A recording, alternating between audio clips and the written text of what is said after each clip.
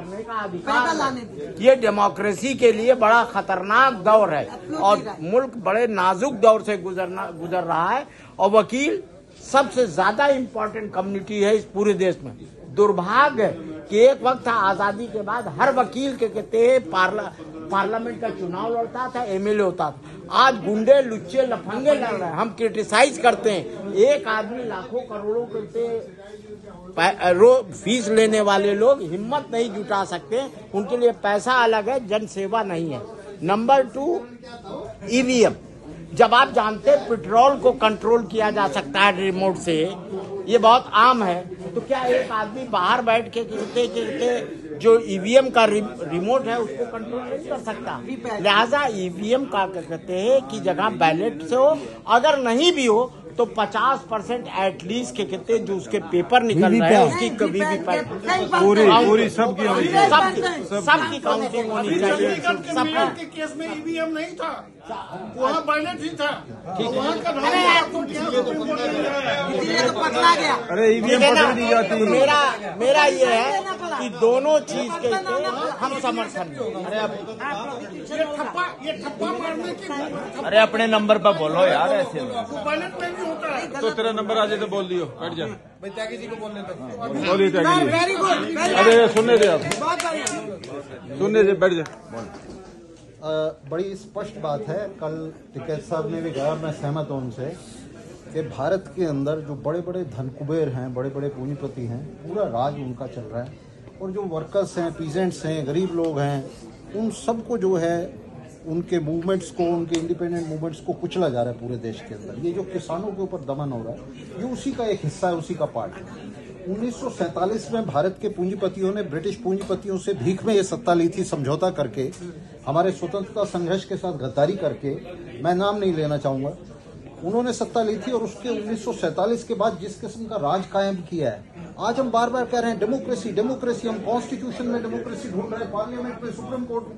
Democracy तो ये सड़कों के ऊपर है। ये जो किसानों का संघर्ष है बड़े पूंजीपतियों की सरकार के खिलाफ, ये डेमोक्रेसी है और हमें इस डेमोक्रेसी को सपोर्ट करना चाहिए। डेमोक्रेसी ना सुप्रीम कोर्ट में है, ना पार्लियामेंट में है, ना संविधान में है। ये सब किताबी बातें हैं और हम वकील होने के नाते देख रहे हैं इसको। आप देखिए किस तरह से किसानों के रास्ते में कीलें बिछा दी गई हैं, किसानों के खिलाफ ऐसे युद्ध छेड़ दिया गया है जैसे किसी शत्रु देश के खिलाफ छेड़ा गया हो। तो ये जो सरकार है, ये निश्चित रूप से एक मुट्ठी भर लोगों की सरकार है जो पिरामिड के ऊपर बैठे हुए हैं, टॉप पे बैठे हुए हैं।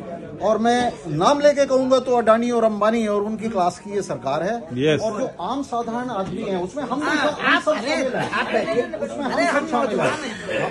हमारी बढ़िया है। हमारी बार के अंदर भी आप देखेंगे तो एक तरफ तो एक मुट्ठी भर एलीट है और दूसरी तरफ हम आम साधारण वकील हैं सारे।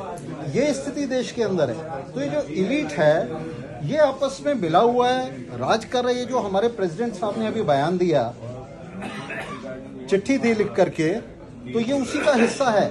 ये सारा एलीट एक दूसरे को सपोर्ट करता है, जो आम साधारण लोग हैं उनके खिलाफ एक्ट करता है। तो इस देश के अंदर आम साधारण वकील हैं, डॉक्टर हैं, टीचर्स हैं, किसान हैं, मजदूर हैं, ये सब एक हैं, इनके सबके इंटरेस्ट एक है, इनके सबके हित एक हैं। और आज जो हम खड़े हुए हैं ये उन्हीं की सपोर्ट में खड़े हुए हैं। ये डेमोक्रेसी है जो सड़क के ऊपर संघर्ष कर रहे हैं उन कीलों के खिलाफ।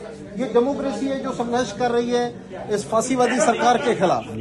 तो ये डेमोक्रेसी है। हम पूरी तरह से इस डेमोक्रेसी को सपोर्ट करते हैं और यहाँ हम नहीं जानते कि ईवीएम में धांधली हो रही है या नहीं हो रही है, लेकिन एक बात तय है कि पूरे देश में ईवीएम का बहुत ही व्यापक विरोध है। मुट्ठी भर लोगों को छोड़ दें जो सरकार के साथ हैं, तो आमतौर से जनता ये सस्पेक्ट कर रही है, इस बात का अंदेशा है कि ईवीएम में धांधली हो रही है। और अगर हो रही है तो हम ये निश्चित रूप से इस मांग का भी समर्थन करते हैं कि ईवीएम का खेल बंद किया जाए। सोल्यूशन भी बताओ, अल्टरनेटिव भी बोलो। अभी वो तो उनकी प्रॉब्लम देखिए, हम अभी ये तो आप बोलो ना, ओपिनियन बनाते हैं। जी, ये जो संघर्ष है, ये जो किसानों का संघर्ष है, ये जो हमारा संघर्ष है, हम भी ये संघर्ष कर रहे हैं, बोल रहे हैं, रेजोल्यूशन डाल रहे हैं। तो ये जो संघर्ष है इसको आगे बढ़ाया जाए, मिलकर इसको आगे बढ़ाया